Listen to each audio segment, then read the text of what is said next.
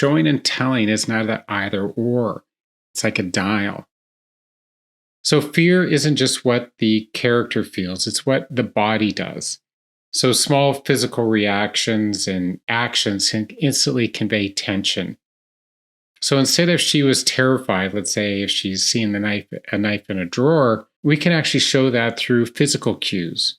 So we can use things like hands trembling or eyes widening or chest tightening. And if we want to create a more fully immersive type of moment, we're really going to expand on that. We're going to have multiple layered cues, ideally combining elements of the body, the mind, or the environment to describe that fear, not to explain it. So let's take an example. Let's do this. Her eyes locked on a long knife, glinting in the drawer, chest tightening, unable to breathe. So body cues can make fear immediate and visceral without having to spell it out with emotional words like terrified, scared, happy. We don't have to do that. We can describe the effect on the body to the person who's feeling those emotions rather than just stating it. So objects, lighting, and sounds in your story can actually do half the work of suspense. So you let the environment around your characters hint at the danger or heightened tension. So we can do an example like this. The room looked ransacked, and a sense of dread settled over her. So just think about what ransacked might mean. So you could imagine papers scattered across the desk, the glow of some lamps in a dark room. So these can certainly help set the scene and suggest disorder and give a good lead up to an emotional kick. So let's do this. Let's do a full showing example. So papers lay scattered across the desk, bathed in the glow of two lamps.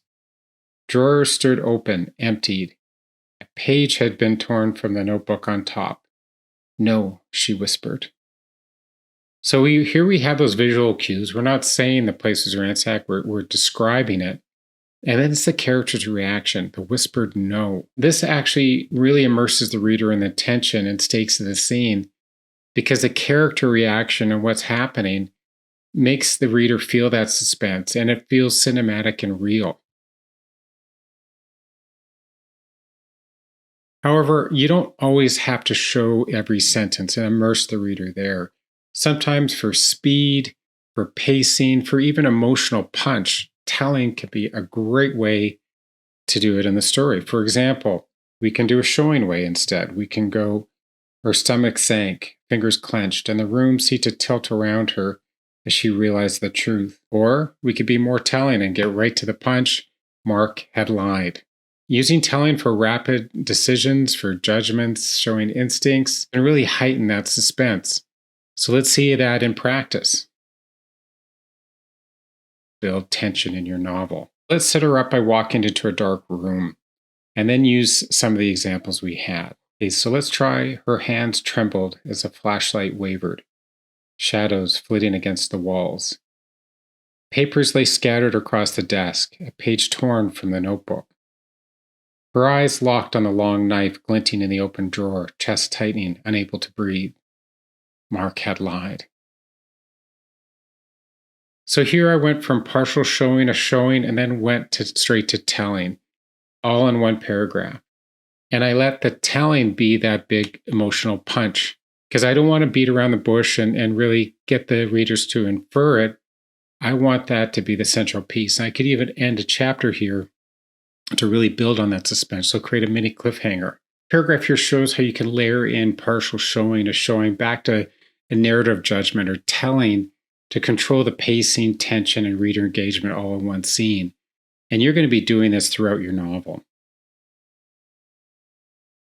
The key takeaways for this is that beginners, you can stop explaining emotion. You can focus on description of the body and the environment to help build that suspense or pacing that you need in your novel.